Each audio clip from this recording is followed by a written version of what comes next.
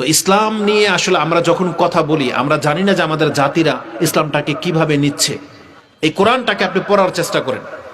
আজকে যারা এখানে এসেছেন, যদিও সংখ্যায় আপনারা কম, আলহামদুলিল্লাহ, তাও অনেক হাজার মানুষের চেয়ে ভালো। যদি আপনারা এখন চুপ করে শুনতেছেন, যদি কথা বুঝে থাকেন, যদি এখান থেকে গ্রহণ করতে পারেন, যদি মনে করেন যে হ্যাঁ কথাগুলো আপনার জন্য উপকারী, তাহলে আমি মনে করি আজকে আমাদের এই বক্তব্য সার্থক হবে ইনশাআল্লাহ। এখানে শত্রুতা, এখানে মাযহাব বা দ্বন্দ্ব দলের কোনো বিষয় না। একজন হুজুর হয়ে যে কথা বলবে, তার উচিত আপনাকে ইসলামের দিকে ডাকা, আল্লাহর সাথে আপনার সম্পর্কটা করিয়ে দেয়া। আর আপনি মুসলিম হয়ে বসেছেন, আমার চেহারার মধ্যে কি কোনো দলের নাম লেখা আছে? টুপির মধ্যে কি কোনো নমুনা আছে যেটা অমুক দলের টুপি এটা? কারণ আমরা ওই টুপি পরি না যেটা কোনো না কোনো দলের ইঙ্গিত বহন করে। ওই কিস্তি টুপি, পাঁচকুল্লি, এগুলো প্রত্যেকটা কিন্তু কোনো না কোনো দলের দিকে মেনশন করে, জেনে নেন। আমি বুঝাইতে চাচ্ছি আমরা কোনো দলের হয়ে আসি নাই। আজকে আমাদেরকে ডেকেছেন, আমরা ইসলামের কথা বলবো, আপনি যাচাই করবেন যে এই কথাগুলো আপনার ঘরের কোরআনের মধ্যে আছে কিনা। এটা আপনার দায়িত্ব। আপনি রাসূলুল্লাহ সাল্লাল্লাহু আলাইহি ওয়াসাল্লামের হাদিসের কিতাব কিনবেন এবং আমরা যে হাদিস বলবো দেখবেন সেটা আপনার ওই হাদিসের কিতাবে আছে কিনা। থাকলে আপনি মানতে বাধ্য। মানতে বাধ্য না?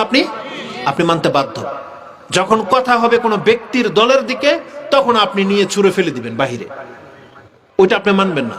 কিন্তু কথা যদি হয় কোরআন এবং হাদিসের, কথা যদি হয় আল্লাহর দিকে ফিরার, কথা যদি হয় আমি আপনাকে বলতেছি তওবা করেন, সালাত আদায় করেন, মুসলিম হন, তাহলে এই কথা আপনি নিতে বাধ্য। এখানে দলাদলের কোনো বিষয় না।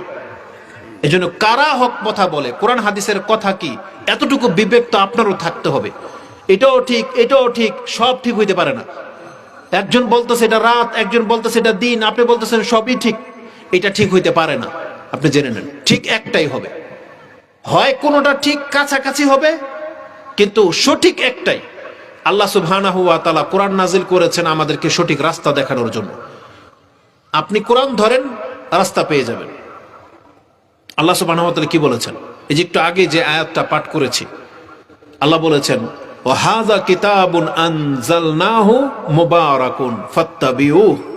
আল্লাহ বলেছেন এই যে কিতাব আমি নাজিল করেছি, এটা একটা বরকতময় কিতাব, ফাত্তাবিউহু, তোমরা এর অনুসরণ করো। এটার অনুসরণ করলে তোমরা নাজাত পেয়ে যাবে। এটা অনুসরণ করলে তোমাদের উপর রহম করা হবে। এটা অনুসরণ করলে তোমরা হেদায়েত পেয়ে যাবে। আমাদেরকে এই শিক্ষাই দেওয়া হয়েছে। কিন্তু আমরা আমাদের সমাজে বলতে পারবেন যে কোরআন দিয়ে আমাদেরকে পরিচালনা করা হয়, কোনো একটা নিয়ম শৃঙ্খলা কোরআন দিয়ে করা হয়, কোনো প্রমাণ পাবেন আপনি? আমাদের সমাজের ব্যক্তি থেকে, ঘর থেকে, সমাজ থেকে কোরআনকে বিদায় করে দেওয়া হয়েছে। রাষ্ট্র থেকে কোরআনকে বিদায় করে দেওয়া হয়েছে। রাষ্ট্রের কোনো সিস্টেমের মধ্যে কোরআনের আইন চলে না, বুঝছেন? তারা পারলে এই কোরআনটাকেই উঠাই দিবে, এমন প্রসেসে তারা এই রাজনীতি করে। কারণ পুরাটাই হচ্ছে গণতান্ত্রিক সিস্টেম, যেটা কুফরি এবং ওই নাস্তিকদের পক্ষ থেকে সাজানো হয়েছে। একটা মুসলিম কোনোদিনই গণতন্ত্রে বিশ্বাসী হইতে পারে না। এই গণতন্ত্র আপনাকে ডুবাবে। এটা আল্লাহর রাস্তা থেকে আপনাকে দূরে সরিয়ে দেওয়া হয়েছে। কিন্তু আমাদের কোনো তন্ত্র মন্ত্রতে আল্লাহ ঈমান আনতে বলে নাই। আমাদেরকে আল্লাহ সুবহানাহু ওয়া তাআলা কোরআন দিয়েছে। এই কোরআন আমাদেরকে যে পথে হাঁটাবে, আপনি আমি সে পথে হাঁটতে বাধ্য। নাজাত আছে কোরআনে। রাসূলুল্লাহ সাল্লাল্লাহু আলাইহি ওয়াসাল্লাম কি বলেছেন জানেন? ওই যে হাদিসটা প্রথমে বলেছি, যেটা আপনি সহিহ ইবনে হিব্বানের 122 নম্বরে পেয়ে যাবেন। আর তারগিব আর তারহিব একটা কিতাব রয়েছে, তার সহিহ তারগিব আর তারহিবের মধ্যে আপনি 38-এ পেয়ে যাবেন। ইমাম নাসিরউদ্দিন আলবানীর আল সিলসিলাতুল আহাদিস আস-সাহিহার মধ্যে আপনি 713-তে পেয়ে যাবেন। তাতে রাসূলুল্লাহ সাল্লাল্লাহু আলাইহি ওয়াসাল্লাম তিনি বলেছেন, একদিন এসে বলতেছেন যে তোমরা সুসংবাদ গ্রহণ করো। আচ্ছা, তোমরা কি সাক্ষ্য দিচ্ছ না যে আল্লাহ ছাড়া সত্য কোনো ইলাহ নাই? এটা আমরা সবাই বলি, তাই না? অথচ আল্লাহ আছেন কোথায়? 7 আকাশের উপরে। না পৃথিবীতে আজ পর্যন্ত কেউ আল্লাহকে দেখেছে আর না দেখবে। ওটা কিয়ামতের ছাড়া, জান্নাত ছাড়া কেউ আল্লাহকে দেখতে পাবে না। বিচারের মাঠে, হাসরের মাঠে দেখতে পাবে, জান্নাতে দেখতে পাবে। কিন্তু পৃথিবীর না কেউ দেখেছে না দেখবে। কিন্তু তারপরেও আপনি না দেখে যে আল্লাহকে বিশ্বাস করে নিয়েছেন, যে আপনি কি না দেখে বিশ্বাস করেছেন? আকাশ দেখেন নাই, বিশ্বাস করে নিয়েছেন। তার উপর 7 আকাশ, তার উপরে আরশে আজিম, তার উপরে আল্লাহ সুবহানাহু ওয়া তাআলা। অথচ এই ক্ষুদ্র জ্ঞানের অধিকারী একটা মানুষ, না আছে সার্টিফিকেট, না আছে বিদ্যা বুদ্ধি, না আমরা সায়েন্টিস্ট, না আমরা অন্য কিছুই না। একদম নির্বোধ আমরা বাংলার এক গ্রামের সন্তান কিছু আমরা বিশ্বাস করে নিয়েছি যে আল্লাহ একজন আছেন সাত আকাশের উপরে। এই যে জ্ঞানটা আপনি প্রাপ্ত হইলেন, এটা একটা নূর, আলো, মানে আপনার কাছে এমন একটা টর্চ লাইট, আপনি এটা দিয়ে এত দূরে পৌঁছে দিলেন যে সেখানে আল্লাহ আছে সেটা আপনি জেনে গেলেন। মানে এটা নূর, এমন একটা নূর আপনার কাছে আছে। এটার উদাহরণটা কেমন জানেন? ওই যে আগে আমাদের দেশের বিভিন্ন ভাই বা বাবা যারা আছে আপনার বিদেশে থাকতো, সৌদি আরব, দুবাই বা কিছু, দেখেন না ছেলের জন্য বা বাবার জন্য একটা লাইট পাঠাইতো, টর্চ লাইট। প্রথমে বেরোলে চার্জার লাইট লাল, তারপরে কালো আসছে, তাই না? অনেক সময় দেখেছেন যে পাশাপাশি বাড়ি হওয়ার কারণে চাচতো জ্যাঠাতো ভাই একে অপরের লাইট টেস্ট করে যে দিয়ে কারটা কত দূরে যায়। দেখেছেন এরকম করে না পোলাপানরা, যে কার লাইটের কত পাওয়ার, তার মানে যারটার পাওয়ার বেশি তারটা বেশি দূরে যায়, যায় না? তার মানে আপনি এমন ব্যক্তি যে আপনাকে আল্লাহ এমন একটা আলো দিয়ে দিয়েছে, আপনি আকাশ আছে সেটাও দেখতে পাচ্ছেন, সাত আকাশ আছে সেটাও দেখতে পাচ্ছেন, সাত আকাশের উপরে আরশও দেখতে পাচ্ছেন, আবার আরশের উপরে আল্লাহ আছে সেটাও দেখতে পাচ্ছেন। কিন্তু কাফের বিজ্ঞানী এখন পর্যন্ত আকাশে দেখতে পায় না। বুঝেন? আপনি এটা কি চিন্তার সাথে নিবেন যে আমাদের রবের সাথে আমাদের সম্পর্কটা কি। আমাদের হুজুররাও তো বলে, আমরা কোরআনকে মেনে নিয়েছি যে আমাদের একজন রাসূল আসছিল, তিনি আমাদেরকে জানিয়েছেন যে আল্লাহ আরশে আজিমের উপরে আছেন। এটা বলাতে আপনারা আমরা মেনে নিয়েছি, বিশ্বাস হয়ে গেছে অন্তরে। কোন কাফেরকে আপনার অন্তর ফেরে ফেললেও এই বিশ্বাসকে ছিনে নিতে পারবে? পারবে না। আর ওরা হাজার চেষ্টা করলেও কি ওরা পরীক্ষা নিরীক্ষা করে আকাশ খুঁজে পাবে? পাবে না। তার মানে আল্লাহ আমাদেরকে এতটা ক্ষমতা দিয়ে দিয়েছেন, এতটা বিবেক বুদ্ধি বিচক্ষণ করে দিয়েছেন যে আপনি কোনো সন্দেহ হচ্ছে না, আলহামদুলিল্লাহ আমরা আমাদের ধর্মীয় কিতাব থেকেই আমাদের রবকে আমরা মেনে নিয়েছি। জানেন, আপনি আর আমি আশ্চর্য হই নাই, কিন্তু আপনি যখন লা ইলাহা ইল্লাল্লাহ বলেন আল্লাহ আশ্চর্য হয়। আল্লাহ আশ্চর্য, আর বলে কি এই ব্যক্তি আমার সম্পর্কে জেনে গেছে। আপনি কি বিস্ময় বোধ করতেছেন আমার কথায়? বাস্তবিক এমনটাই। আল্লাহ আপনার চেহারা দেখতে আশ্চর্য হয় যে এ জেনে গেছে যে এত পড়ালেখা কিছুই জানে না, একবারে ওই যে কিশোরগঞ্জের গ্রামের একটা লোক, বিদ্যা বুদ্ধি নাই, সার্টিফিকেট নাই, মাদ্রাসায় পড়ে নাই, এও জেনে গেছে যে আমি আল্লাহ একজন আছি। এটা আল্লাহ বিস্ময় বোধ করে। তাই আল্লাহ কোরআনে আয়াত নাজিল করে দিয়েছেন। আল্লাহ কথাটাকে কিভাবে বলেছেন জানেন? সূরা আল ইমরান আপনি পেয়ে যাবেন, আপনি পড়ুন 18-19 নম্বর আয়াত, 17-18-19। তাতে আল্লাহ বলেছেন, শাহিদাল্লাহু আন্নাহু লা ইলাহা ইল্লাহু ওয়াল মালাইকাতু। আরে আল্লাহ সাক্ষী দিচ্ছেন যে আল্লাহ একজন সত্য আছেন, আর এটা ফেরেশতারাও বলে। কেন আল্লাহ ফেরেশতার কথা বলেছেন? কারণ ফেরেশতারা তো আকাশে আছে, আল্লাহর চারপাশেই থাকে ফেরেশতারা। ফেরেশতারা আরশের নিচে, আরশ বহন করে আছে ফেরেশতারা। তার মানে আপনি ধরেন এই যে কথা শুনতেছেন, এখন আমি যদি না থাকি তাহলে কার কথা শুনতেছেন? বুঝেন না বিষয়টা?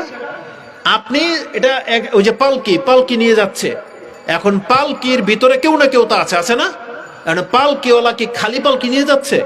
ওর তো একিন হয়ে গেছে এটার মধ্যে নতুন বউ বসা আছে, তাই না?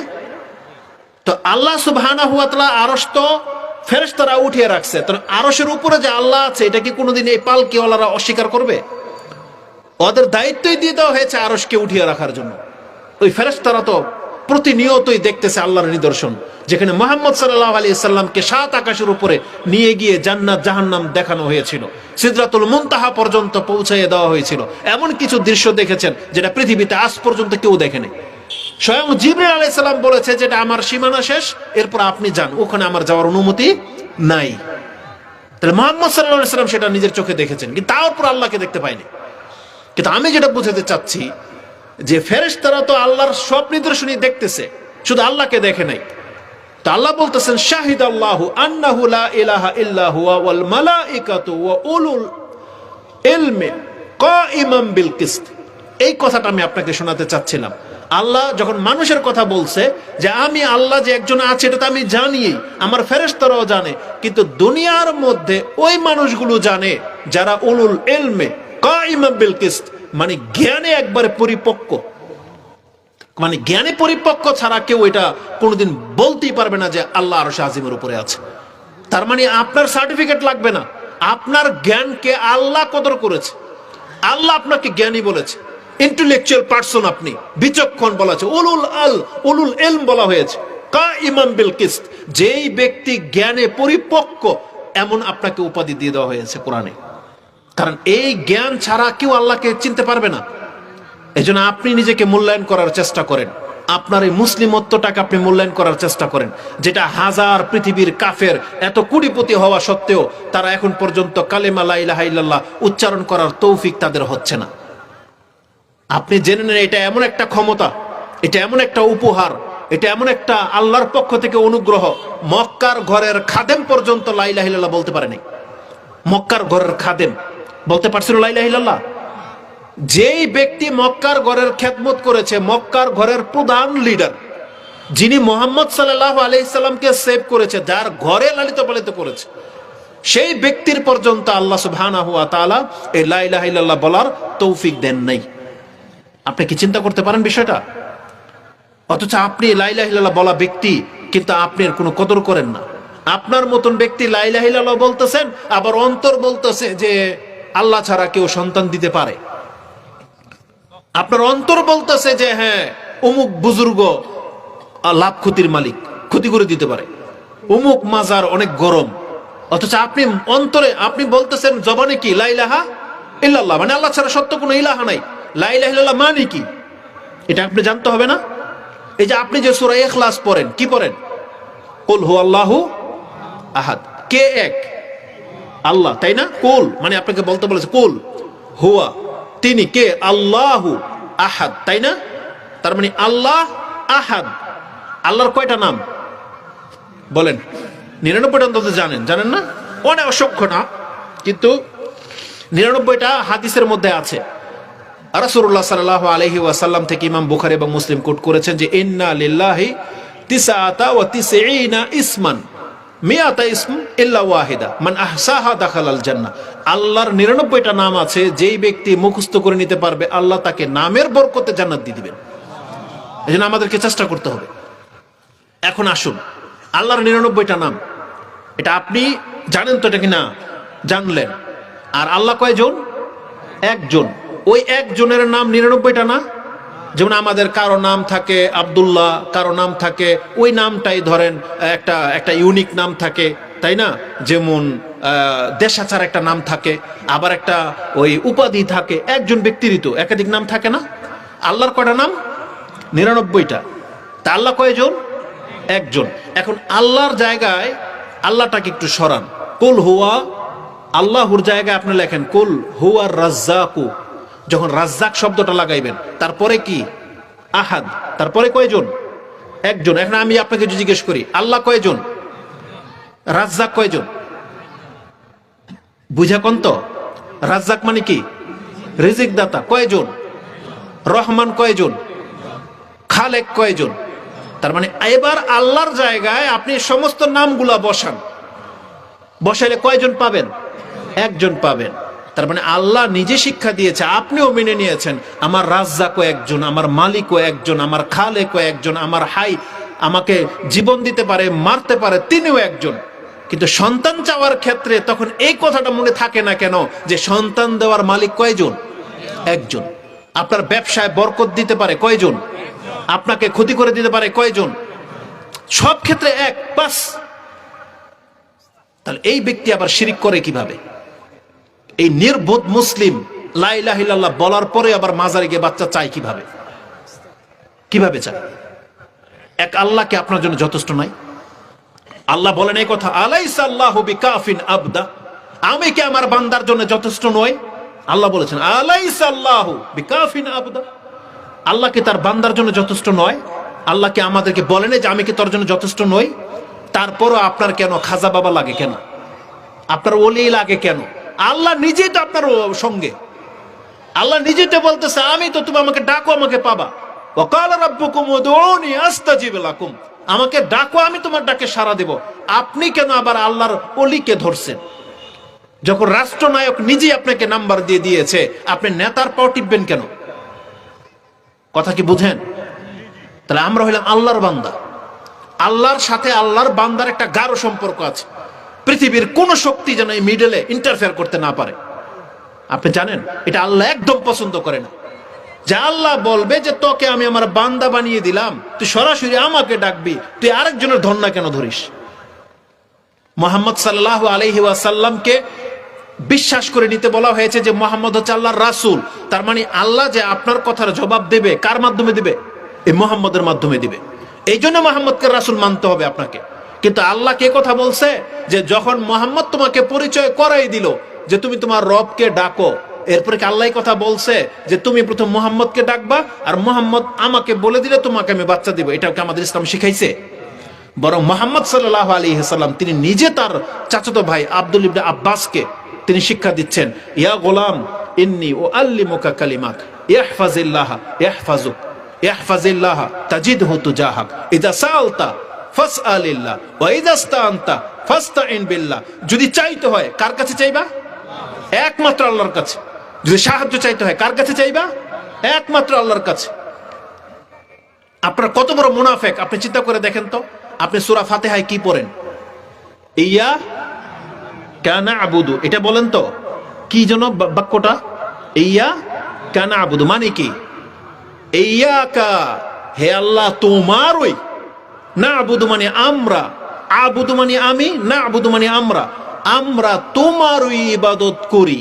তারপরের শব্দটা ওয়া ইয়াকা নাস্তাইন, আমরা তোমারই কাছে সাহায্য চাই। ইস্তেআনা, ইস্তেআনা মানে সাহায্য চাওয়া। আমরা তোমারই কাছে সাহায্য চাই। আপনি কত বড় মুনাফিক চিন্তা করে দেখেন। আল্লাহর সামনে যখন নামাজে দাঁড়ান তখন বলতেছেন আল্লাহ তোমার কাছে শুধু সাহায্য চাই। নামাজ থেকে শেষ মাজারের সামনে দিয়ে গেলে এরকম মানে কি? আপনি একটু আগে না মসজিদ থেকে আল্লাহর সাথে ওয়াদা করে আসলে আল্লাহ তোমার কাছেই চাই। তাহলে আবার এই সালা পাগলাকে দেখলে আপনার অন্তর ঝুঁকে যায় কেন? এটা মানে কি? তাহলে আপনি নিজেই নিজের অন্তরের খবর রাখেন না আপনি যে কত বড় মুনাফিক হয়ে বসে আছেন। আপনি আমাদেরকে গালি দিবেন যে হুজুররাই উল্টা পাল্টা শিখায়। আপনি শুধু সূরা ফাতিহার এই বাক্যটার উপর আমল করেন যে ইয়াকা না'বুদু ওয়া ইয়াকা নাস্তাইন, আল্লাহ তোমারই কাছে সাহায্য চাই। আপনি নির্জন একটা বিপদে পড়ে আছেন। এখন আপনি কে ওই কারে খুঁজবেন? নাকি স্বয়ং আল্লাহকে আপনি ফিল করবেন? এখন কাকে খুঁজবেন? ইউনূস আলাইহিস সালাম মাছের পেটের ভিতরে, তাই না? নবীদের ক্ষমতা যদি এমন থাকতো যে নিজে নিজে উদ্ধার হয়ে যেতে পারে, তাহলে কি কাউকে ডাকানোর দরকার ছিল? তা আল্লাহ তো বলতো যে ইউনূস নবী তোকে তো আমি নিজে পাওয়ার দিয়ে দিচ্ছি, পেট ফিরে বেরিয়ে যা। আব্দুল কাদের জিলানী যেমন মায়ের পেট থেকে বের হয়ে ভাগ হয়ে ওই যে, শুনেছেন এই ঘটনা? কে কে শুনছেন? এটা হাত তোলেন তো দেখি। আপনারা সবাই আব্দুল কাদের জিলানীর ঘটনা শুনছেন? কি যেন ঘটনাটা? যে তার মায়ের দিকে মানে বদনজর দিয়ে তাকাইছে, আব্দুল কাদের জিলানী মায়ের পেট থেকে নাভি দিয়ে বাড়িয়েছে, ওকে হত্যা করে আবার পেটের ভিতরে ঢুকে গেছে। এটা শুনছেন? কার কাছ থেকে? হুজুর নাকি ওই আইসক্রিম বিক্রি করে সে গানে? এরপরে শোনার পরে কি করছেন? মানছেন নাকি মানেন নাই? বিশ্বাস করেন? সুবহানাল্লাহ কইছেন? এখন কি মানেন না? মানেন না? এখন মানেন না। এটা মানলে ঈমান থাকবে? এখানে কয়েকটা মিথ্যাচার দেখেন। আচ্ছা, কেউ যদি কারো দিকে খারাপ নজরে তাকায়, ওর শাস্তি কি হত্যা করা? বলেন, শাস্তি কি হত্যা করা? তাহলে আব্দুল কাদের জিলানী তো খুনি, তে আল্লাহর ওলি হইল কিভাবে? এটা খুনি কোনদিন আল্লাহর ওলি হতে পারে? রাসূলুল্লাহ সাল্লাল্লাহু আলাইহি ওয়াসাল্লাম কিভাবে কাউকে হত্যা করছে? মিথ্যাচারের একটা সীমা থাকে, বুঝেন? মিথ্যাচারের একটা সীমা থাকে। একটা বাচ্চা কি তার মায়ের পেট থেকে নাভি দিয়ে বেরোতে পারবে? কে সিজার তো নাভি নিজ দিয়ে করে, বারোয় তো সিজার করে বের করে না? তাহলে আব্দুল কাদের জিলানী সিজারটা কে করছিল? আস্তাগফিরুল্লাহ ওয়া আতুবু ইলাইহি। কত নোংরা মানুষের আকীদা! মানে আপনার নবীকে আপনি হার মানাই দিলেন, মানে আব্দুল কাদের জিলানীকে আপনি নবীর চাইতে বড় করে তুললেন। একবার ওকে লজ্জা হয় না এগুলো ভাবলে, বলতে? অথচ ইউনূস আলাইহিস সালাম মাছের পেটে, তাই না? আরে আব্দুল কাদের জিলানী নাকি মায়ের পেট থেকে বেরিয়ে গেছে। ইউনূস আলাইহিস সালাম তিনি হচ্ছে আল্লাহর একজন নবী, তা তার ক্ষমতা হয় না মাছের পেটটা ফেরে বেরিয়ে যেতে। অথচ ইউনূস আলাইহিস সালাম কি করেছিলেন? অসহায়। কার কাছে অসহায়? আল্লাহর কাছে, আল্লাহর সাহায্যের কাছে অসহায় হয়ে তিনি বলতেছেন লা ইলাহা ইল্লা আনতা সুবহানাকা ইন্নী কুনতু মিনাজ জালিমিন। সাহসও পাচ্ছে না, মানে বলতে পারতেছে না যে আল্লাহ তুমি আমাকে মাফ করো, উদ্ধার করো, বলতে পারতেছে না। বলতেছে আল্লাহ তুমি এক, তুমি পবিত্র আল্লাহ, আমি ভুল করছি, আমি জালেম। আল্লাহ সুবহানাহু ওয়া তাআলা কি বলেছেন? যদি সে মাছের পেট থেকে আমাকে না ডাকতো, ওকে আমি কিয়ামত পর্যন্ত মাছের পেটের ভিতরে রেখে দিতাম। বুঝছেন? কারণ কি, এখানে একটা সূক্ষ্ম বিষয় আছে। আল্লাহ কেন বলছে যে আমি মাছের পেটে ইউনুসকে রেখে দিতাম? কারণ আল্লাহ দেখেন নবীদের সাথে এতটা উত্তম আচরণ করেছেন, নবীদের দেহ এই পৃথিবীতে কোনো কিছুতে নষ্ট হবে না। এটা জানেন? এক নবীকে আগুনে ফেলা হয় নাই, আগুনে খেতে পারছিল? পারে নাই। আমাদের নবীর লাশগুলো, সবার নবীর লাশগুলো কি কবরের নিচে না? কিন্তু মাটির ক্ষমতা আছে নবীদের গায়ে টাচ করার? নবীদেরকে দেহ অক্ষত রাখা আল্লাহ হুকুম দিয়ে দিয়েছেন। মাটি কোনোদিন নবীদের লাশ খেতে পারবে না। এটা সমস্ত নবীর ক্ষেত্রে একই ঘটনা, তার একটা পশম পর্যন্ত নষ্ট হবে না। আল্লাহ এই বিধান রেখে দিয়েছেন। তাই ইউনুস আলাইহিস সালাম আল্লাহর নবী, তাহলে হতে পারে মাছের পেটে, কিন্তু হজম হইলে না বেরোবে। কিন্তু আল্লাহ বলছেন না, মাছের পেটে হজম হওয়ার মতো নবীদের দেহ না। কিয়ামত পর্যন্ত এইভাবে মাছের পেটেই থেকে যেত। চিন্তা করা যায়? সুবহানাল্লাহ। অথচ তিনি মাছের পেটে থেকে, তাও একদম ক্ষীণ শব্দে, কোনো উচ্চারণ হচ্ছে না, মাছের পেট থেকে আওয়াজ বাইরে বেরিয়েছিল। ওটা মাইক্রোফোন ছিল, মাইক্রোফোনের কারণে তো আমার সাউন্ড আপনার পর্যন্ত যাচ্ছে, কিন্তু মাছের পেট থেকে, আর ঘরের ভিতর থেকে ডাকলে আপনি শুনতে পান না। আমাদের অবস্থা এমন না? আপনি তো আপনার ঘরের ভিতরে বসে থাকে, আপনার মোবাইল, আপনার মেয়েরা, বাচ্চারা, স্ত্রীরা যখন মোবাইল টিপে আপনার কথা শুনতে পায়, ওইদিকে মোবাইল দিয়ে ব্যস্ত। বুঝেন না? একটা ব্যক্তি ঘরের এই রুম থেকে ওই রুমে শোনে না, মুখ চেপে ধরলে, বিপদে পড়লে, একটা লোক ডাকাত ধরলে সে বলতে পারে না। আর একজন ব্যক্তি মাছের, আল্লাহ সুবহানাহু ওয়া তাআলা বলেছেন ওয়ানাদা ফিজ যুলুমাত, সে একাধিক অন্ধকারের ভিতর থেকে আমাকে ডেকেছিল।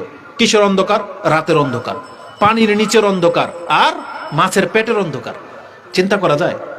যেখানে ফেরেশতা পর্যন্ত যাওয়ার কোনো প্রশ্নই ওঠে না, কারণ ফেরেশতাদের কান ওই পর্যন্ত যাবে না, মাছের পেটের ভিতরে আছে। একটা ক্ষীণ শব্দ, আল্লাহ ফেরেশতাদেরকে বলেছিলেন এ কথা, যে একটা শব্দ তোমরা শুনতে পেয়েছো, একটা আর্তনাদ, একটা বাঁচাও, একটা চিৎকার। আল্লাহ বলছে এটা আমার এক বান্দা, যে মানে বিপদে পড়ে সে আমাকে ডেকেছে। আল্লাহ কি কোনো ফেরেশতা পাঠাইছিল? ইউনূস আলাইহিস সালামকে উদ্ধারের জন্য ফেরেশতা পাঠাইছিল? আল্লাহ নিজে আসছিল? খালি আল্লাহর একটা আদেশ। আল্লাহ শুধু মাছকে ইলহাম করে দিয়েছে যে তোর পেটে রাখার মতো আর কোনো ক্ষমতা নাই, বের করে। এখন জাস্ট মাছ বমি করে দিল, বের করে দিল। আল্লাহকে আসতে হয়নি, কোনো ফেরেশতাকেও পাঠানো হয়নি যে টেনে বের করা হোক। আল্লাহ সুবহানাহু ওয়া তাআলা শুধু মাছের ভিতরে এমন একটা প্রতিক্রিয়া তৈরি করে দিলেন যে মাছ তাকে রাখতে পারলো না, বের করে দিল। এটা বলার পর আল্লাহ কি বলেছেন জানেন? ওয়াকাযালিকা নুনজিল মুমিনিন, আমি এভাবে আমার মুমিন বান্দাদেরকে উদ্ধার করে থাকি। তার মানে এটা আল্লাহ শুধু নবীর জন্য খাস করেন নাই। আল্লাহ বলেছেন এই নবী যদি আমাকে না ডাকতো তাহলে ওকে আমি কোনোদিনই উদ্ধার করতাম না। আর যেহেতু ডেকেছে আর আমি উদ্ধার করেছি, আর আল্লাহ বলেছেন এই ঘটনাটা এটা পুরো পৃথিবীর মুসলিমদের জন্য, যে কোনো বিপদে যদি আমাকে ডাকে, আল্লাহ বলেছেন এভাবে আমি আমার মুসলিম বান্দাদেরকে উদ্ধার করে থাকি। তার মানে আপনাকে আমাকে ঘটনাগুলো শিক্ষা দিয়ে আল্লাহর সাথে সম্পর্ক জুড়ে দেওয়া হয়েছে। তারপরে কেন আমরা আল্লাহকে পাই না? কেন পাই না? তারপরে কেন আমাদের অন্তরের ভিতরে আল্লাহর প্রতি এত শ্রদ্ধাবোধ জাগে না? আল্লাহর আপনি পাওয়ার অনুভব কেন করেন না যে আমি আল্লাহর বান্দা, আমার রব আমার সাথে আছে? রাসূলুল্লাহ সাল্লাল্লাহু আলাইহি ওয়াসাল্লাম তো সেটা ফিল করতেন। হেরা গুহায় মেরে দেবে কাফেররা মাথার উপরে, আবু বকর রাদিয়াল্লাহু তাআলা পাগুলো দেখতে পাচ্ছেন, তখন তিনি বলেন নাই যে ইয়া রাসূলুল্লাহ ওর নিচের দিকে তাকালে দেখে ফেলবে? তখন রাসূলুল্লাহ সাল্লাল্লাহু আলাইহি ওয়াসাল্লাম তাকে সান্ত্বনা দিলেন যে লা তাহজান, তুমি চিন্তা করো না, ইন্না রাব্বি ইন্না মায়া রাব্বি সাইহাদিন, ইন্না মানা ইন্না ইন্নাল্লাহা মানা। মানে দুইটা আয়াত একাকার হয়ে যাচ্ছে কেন জানেন? ওই আরেকটা কথা বলতে গিয়ে এক হয়ে যাচ্ছিল। মূসা আলাইহিস সালাম এই কথাটা বলেছিল, আবার মুহাম্মদ সাল্লাল্লাহু আলাইহি ওয়াসাল্লাম বলেছিল ইন্নাল্লাহা মানা। এখানে আবু বকর রাদিয়াল্লাহু তাআলার মর্যাদাও কিন্তু আপনি পাবেন। গুহাতে কয়জন ছিল? আবু বকর আর মুহাম্মদ সাল্লাল্লাহু আলাইহি ওয়াসাল্লাম, তাই না? এজন্য তিনি দ্বিবচন বলেছেন ইন্নাল্লাহা মানা, মানে আল্লাহ। রাসূল কিন্তু এই কথা বলে নাই যে আল্লাহ আমার সাথে আছে, তুমি ভয় পেও না। কিন্তু এখানে আবু বকর রাদিয়াল্লাহু তাআলার মর্যাদা এমন যে এটা কোরআনের আয়াত। এটা কোরআন আয়াত না, কোরআনের আয়াত, মানে আল্লাহ নাজিল করছে। তার মানে আল্লাহ মুহাম্মদ সাল্লাল্লাহু আলাইহি সাল্লামকে বলে দিয়েছেন যে তুমিও আবু বকরকে শান্ত থাকতে বলো, যে আমি আল্লাহ যেমন তোমার সাথে আছি, আমি আল্লাহ তেমন আবু বকরের সাথেও আছি।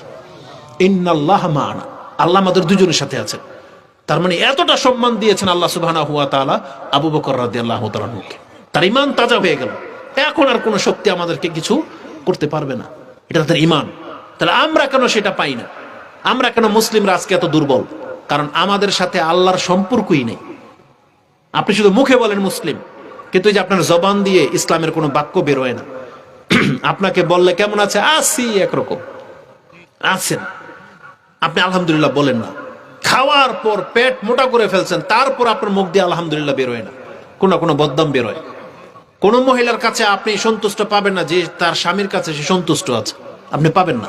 ইল্লা রাহেমা আল্লাহ, আল্লাহ যদি কোনো কারো মহিলার উপর রহম করে থাকে, সেই শুধু তার স্বামীর কদর বোঝে।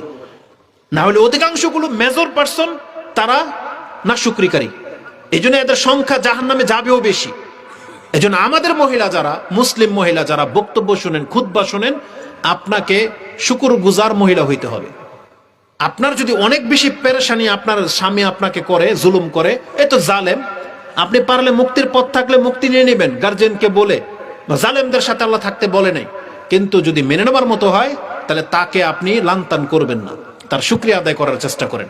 কারণ রাসূলুল্লাহ সাল্লাল্লাহু আলাইহি ওয়াসাল্লাম যখন বলতেছেন যে ইয়া মাশারান নিসাই তাসাদ্দাকনা ফাইন্না রাআইতুকুন্না আকসারা মিন আহলিন নার, রাআইতুকুন্না আকসারা আহলিন নার, হে মহিলা সমাজ তোমরা সতর্ক সাবধান হও, আমি তোমাদেরকে অধিকাংশ জাহান্নামে দেখেছি। বাঁচার পথ বলে দিলেন কি, তাসাদ্দাকনা ওয়া আকসিরনাল ইস্তিগফার, তোমরা বেশি বেশি দান সাদকা করবে আর বেশি বেশি আস্তাগফিরুল্লাহ বলবে, মানে ইস্তিগফার করবে। কারণ মহিলাদের জিহাদ নাই, মহিলাদের আমাদের মতো এত ব্যস্ততা নাই, যতটা তারা ঘরে থাকে, ঘরের কাজ করবে, তার অনেক সময় নাপাক থাকে, তার অনেক সময় ঘরের সংসারের কাজে ব্যস্ত থাকে। আল্লাহ তাদেরকে মানে ফরজের সাথে নফল সুন্নত পড়তে বলে নাই, তারা কোনো রকম দিন পালন করবে, কিন্তু পর্দায় থাকবে। কিন্তু জবানটাকে সে যদি ইস্তিগফার দিয়ে পূর্ণ রাখতে পারে, যখন তখন পাক করতেছে আস্তাগফিরুল্লাহ আস্তাগফিরুল্লাহ আল আযীম লা ইলাহা ইল্লা হুয়াল হাইয়ুল কাইয়ুম, এই যদি বলতে থাকে, এটা হচ্ছে ইস্তিগফার। তাকে কেউ বাধা দিবে? তার ঘরের ভিতরে কেউ যাবে? সে কোরআন পড়তে পারতেছে না, কোরআন শুনুক আর মুখের জবান দিয়ে আল্লাহর নামগুলো উচ্চারণ করুক, তাতে কি হবে? রাসূল বলেছেন আকসিরনাল ইস্তিগফার, তোমরা অধিক মাত্রায় ইস্তিগফার করো, কেন আমি তোমাদের অধিকাংশকে জাহান্নামে দেখেছি। তার মানে যারা দান করে, যারা ইস্তিগফার করে, তারা জাহান্নাম থেকে মুক্তি পাবে। এক মহিলা বিচক্ষণ ছিল, জিজ্ঞেস করলো ইয়া রাসূলুল্লাহ আমাদের ত্রুটিটা কি, আমরা মহিলারা বেশি জাহান্নামে যাব কেন? কয়েকটা ত্রুটি বলা হয়েছে, তার মধ্যে একটা ছিল যে তাকসিরনাল লানা ওয়া তাকফুরনাল আশির, তোমরা বেশি বেশি লান্তান করো আর তোমরা স্বামীর নাশুকরি বেশি করো। লান্তানকে কিছু হলেই ও 14 গোষ্ঠী পর্যন্ত লানত দিবে, আপনার সন্তানকে লানত দেবে, কিছু করলে তুই মর, তোর বাপ মর, তোর 14 গোষ্ঠী মরবে। বুঝেন, এটা মহিলাদের ভাষা। এইভাবে লান্তান করে, মানে একবারে আপনার ধুয়ে দিবে। এই যে লান্তান করা, এটা হচ্ছে অত্যন্ত খারাপ জিনিস। লানত করা কোনো মুসলিমকে এটা ইসলামে জায়েজ করা হয় নাই। এই জন্য মহিলাদেরকে সতর্ক সাবধান থাকতে বলা হয়েছে। এবং কি, ও তাকফুরনাল আশির, তোমরা তোমাদের স্বামীদের নাশুকরি বেশি করো। এর জন্য আল্লাহ সুবহানাহু ওয়া তাআলা অসন্তুষ্ট হন। এই আল্লাহর অসন্তুষ্টি হচ্ছে তার জাহান্নামে যাওয়ার কারণ।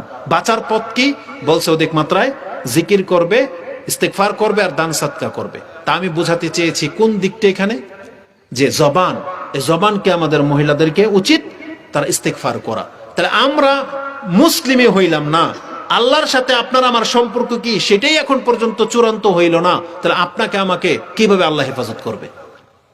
আপনার কিছু থেকে কিছু হলেই, ওই যে বললাম না, একটু মাথা ব্যথা প্যানাডল, কিছুটা হইলেই ঔষধ, চিকিৎসা, ওজা, উমুক তুমুক, কিন্তু আল্লাহ বলে স্মরণ হয় না। আল্লাহ যে প্রথম, আপনি যে আল্লাহকে ডাকবেন বিপদে পড়লে, প্রথম আল্লাহকে আপনি যে চাইবেন, আপনার এই তৌফিকই হয় না। আপনি এদিক সেদিক খুঁজেন কে আমাকে উদ্ধার করবে, অথচ আপনার সাথে আপনার রব রয়েছে, কিন্তু আপনার ফিল হয় না। আপনি নামাজই পড়েন না, যে নামাজ আপনাকে আল্লাহর নিকটে করে দিবে। রাসূলুল্লাহ সাল্লাল্লাহু আলাইহি সাল্লাম বলে নাই, ইযা কামা আহাদুকুম ইলাস সালাহ, তোমরা তোমাদের কোন ব্যক্তি যখন নামাজে দাঁড়ায়, ফা ইন্নাল্লাহা বাইনাহু ওয়া বাইনা কিবলাতি, আল্লাহ তার আর তার কিবলার মাঝখানে উপস্থিত থাকেন। এটা ইমাম বুখারী মুসলিম কোট করেছেন। যেখানে দেখবেন যে থুতু ফেলা নিষেধ নামাজে কিবলার দিকে, তা মহিলা যদি এটা ফিল করে না, তার চেয়ে বড় পাওয়ারফুল আর কে? সে নিজেকে অসহায় কেন মনে করে? নামাজে দাঁড়িয়ে যাক, তা আল্লাহকে বলুক। রাসূল নিজে বলেছে, যখন কোনো ব্যক্তি নামাজে দাঁড়ায় যায়, তার রব তার আর তার কিবলার মাঝখানে থাকে। আর যখন আপনি সেজদায় চলে যাবেন, রাসূল কি বলেছেন?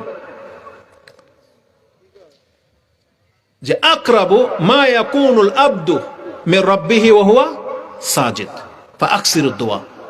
বান্দা যখন সেজদায় চলে যায়, এর চাইতে আল্লাহর নিকটে না পৃথিবীর কোনো মাধ্যম দিয়ে পৌঁছতে পারবে, আর না এই অবস্থার চেয়ে ভালো কোনো উত্তম অবস্থা আছে। তার মানে সেজদায় যখন চলে যান আপনি সবচাইতে বেশি আল্লাহর কাছে, ওই অবস্থায় দোয়া করতে বলা হয়েছে। তাহলে আমরা তো নামাজই ছেড়ে দিয়েছি। আমরা যদি হাত তুলতে বলি, আমি নিশ্চিত অধিকাংশ হাত উঠবে না যে 5 ওয়াক্ত নামাজ কয়জনে পড়ে। এটা খুব সেন্সিটিভ জিনিস। আপনার সমাজের হুজুররা বলতে পারবে যে কারা 5 ওয়াক্ত নামাজ পড়ে, স্বামীরা বলতে পারবে কোন মহিলাগুলোর কি অবস্থা, মহিলারা বলতে পারবে তার স্বামীর কি চরিত্র। তাহলে আপনি যখন সবচেয়ে বড় আমানত নামাজকে নষ্ট করে দিয়েছেন, তাহলে আপনি কোন মুখ নিয়ে কথা দাবি করেন যে আপনি আল্লাহর বান্দা, আল্লাহর সাথে আপনার সম্পর্ক আছে? আপনার অন্তর তো মাজারের দিকে যাবেই, কারণ আপনি তো আল্লাহর থেকে মুখ ফিরিয়ে নিয়েছেন। আপনি যদি আল্লাহর প্রতি ভরসা থাকতো, তাহলে আপনার প্রথম কন্ডিশনটা হচ্ছে নামাজ। আজান হলেই আপনি সালাত আদায় করতেন, ওয়াক্ত হলেই, কারণ এটা হচ্ছে আল্লাহর কাছে হাজিরা দেওয়ার ওয়াক্ত। এটা পরীক্ষার যে ক্লাস টাইম চলে না, প্রত্যেকটা পরীক্ষার তো 3 ঘন্টা করে সময় থাকে না? আপনি একটা সিরিয়াল দেখতে 3 ঘন্টা লাগিয়ে দেখেন, অথচ 5 টাইম যে মাত্র 10 মিনিট করে আল্লাহর সামনে দাঁড়াতে হয়, আপনি সেটা কিভাবে ভুলে গেলেন? কিভাবে এটা আপনার কাছে এত হালকা মনে হলো? কিভাবে আপনার দুনিয়ার সমস্ত কাজ এত গুরুত্বপূর্ণ হয়ে গেল নামাজের চাইতে, অথচ আল্লাহ এটাকে আপনার উপর ফরজ করে দিয়েছেন? আর যেই ব্যক্তি নামাজ ছেড়ে দিয়েছেন, আপনি জেনে নেন আপনি নামাজ ছাড়েন নাই, আপনি আপনার রবের সাথে সম্পর্কটাকে ছেড়ে দিয়েছেন। এটা মস্ত বড় অপরাধ। দুনিয়াতে আমরা লাঞ্ছিত হচ্ছি, এবং পরকালেও এর জন্য কিন্তু আমাদেরকে কঠিন শাস্তি পেতে হবে। এজন্য আমাদেরকে সতর্ক সাবধান হতে হবে, ধর্মটা বুঝতে হবে। আমরা ওয়াজ করলে সারা রাত আমি পার করে দিতে পারবো আপনাকে, আজকে এক এক বিষয়ের পর এক এক বিষয়ে চলে যাব, কিন্তু আমার সাথে আপনারা ওয়াদা করতে হবে, যদি কথা কল্যাণকর হয় আপনি মানতে বাধ্য। আজকের মেসেজে যদি যতগুলো লোক এখানে বসেছেন, আপনি যদি এটা রিয়েলাইজ করতে পারেন, অনুভব যদি করতে পারতেছেন যে হ্যাঁ, নামাজ ছাড়া আমার মুক্তি নাই, আমাকে নামাজ অ্যাজ এ মুসলিম আমাকে নামাজ পড়তেই হবে নাজাতের জন্য, এটা যদি অন্তত আপনার অন্তর আজকে গ্রহণ করে থাকে, আমি মনে করি আমাদের 1000 বছরের ওয়াজের চাইতে বেটার হবে। শুধু আপনাকে এটাকে ওয়াদা করতে হবে। এক একটা ওয়াজ থেকে আপনি এক একটা বিষয় নিয়ে নেন, এক একটা জুমার খুতবা থেকে আপনি এক একটা বিষয় নিয়ে নেন, আপনার জীবন সুন্দর হয়ে যাবে। আমরা নিজেরা যদি পরিবর্তন না হই, তাহলে আমাদের পরিবর্তনটা কে ঘটাবে? যারা দাঁড়িয়ে রেখেছেন, তারা রাখার ইচ্ছা করেছেন বিদায় তারা টিকে গেছে, আর যারা ফেলে দেন, তার মানে আপনার নিয়তই নেই, তাই না? এমন না যে আমার নিয়ত তো হুজুর করেছি, যার তো জোরে পড়ে এরকম হয়ে গেছে। আজ পর্যন্ত কারোর সাথে হয়েছে এটা? না। তার মানে আপনি ইচ্ছা করে ফেলে দিচ্ছেন। যে মহিলারা পর্দা করে না, ইচ্ছা করে না, যারা পর্দা করে ইচ্ছা করে পর্দা করতেছে, তার মানে আপনি কবে সেই সিদ্ধান্তটা নেবেন বলেন? মালাকুল মউত সামনে যখন হঠাৎ করে চলে আসবে সেই দিন। আপনি পর্দা করেন একটা হুজুর যখন চলে আসে, তাই না? কিন্তু আপনার দেওয়ার বন্ধু, ভাইয়ের ছেলে, মানে দেওয়ারের মানে বন্ধুর ছেলে, ওই রাস্তাঘাটে কোনো ফেরিওয়ালা, ও দুধওয়ালা, যে কেউ ঢুকবে, আপনার মাথায় কাপড় ওঠে না, শুধু হুজুর দেখলে মাথায় কাপড় ওঠে। আচ্ছা, ভালো কথা, আমরা নেগেটিভ নিলাম না, ভালো কথা। এখন হুজুর দেখলে মাথায় ঘুমটা দিলেন, আল্লাহ হয়তো গ্রহণ করে নিল। ওই হুজুরের জায়গায় যদি একদিন মালাকুল মউত যখন আপনার সামনে এসে দাঁড়াবে, তখন ঘুমটা দিলে কোনো কাজ হবে? তাহলে ঘুমটাটা দিতে হবে মালাকুল মউত দেখার আগে, কারণ মালাকুল মউত তো আপনাকে ঘুমটা দেওয়ার সময়ও দেবে না, কারণ মালাকুল মউত আমাদের মতো হুজুরের বেশ ধরে আসবে না, কারণ আপনি তো হুজুর দেখলে শুধু ঘুমটা দেন। এমন কোন রূপ নিয়ে আসবে, আপনার কোনো ফিল হবে না কেটায় আসলো, আপনি মনে করবেন দুধওয়ালাই মনে আসছে, তাই না? যে এর সামনে আবার পর্দা কি? আর ওই সময় যদি আপনার আত্মাটাকে নিয়ে নেওয়া হয়, আপনার তওবা করার সুযোগও পাবেন না। হুজুরের বেশ ধরে আসলে বুঝতাম মহিলারা চালাক, তো হুজুর দেখে মনে বুঝা লাগবে যেটা মালাকুল মউত, আমি পর্দা করিনি, এখন মরলে জান্নাতি, বুঝেন না? কিন্তু সেই সুযোগ কি দিবে? না, মালাকুল মউত আপনার কাছে রিং করে আসবে না যে আপনি রেডি হন, আমি কিন্তু আসতেছি, এভাবে বলবে না। এই জন্য আমাদের মুসলিম মহিলাদের উচিত, আপনি নিজেকে জান্নাতি ফিল করেন। মুসলিম মানে টার্গেট জান্নাত যেতে হবে। আপনি কেন মুখ ফিরিয়ে নিয়েছেন জান্নাতের কাছ থেকে? একজন জান্নাতি মহিলার মেন্টালিটি কি জানেন? উম্মে সালামা রাদিয়াল্লাহু তাআলা আনহা, হাদিস আলহামদুলিল্লাহ আমার মনে আছে এখন, তিরমিজিতে পোশাকের অধ্যায় 1710, সম্ভবত 1710 অথবা 1713 হাদিসটা দেখে নেন, 1710 অথবা 1713 পোশাকের অধ্যায়। তাতে রাসূলুল্লাহ সাল্লাল্লাহু আলাইহি ওয়াসাল্লাম তিনি বলতেছেন যে যারা টাকটার নিচে কাপড় পরে তাদের সাথে আল্লাহ কথা বলবে না।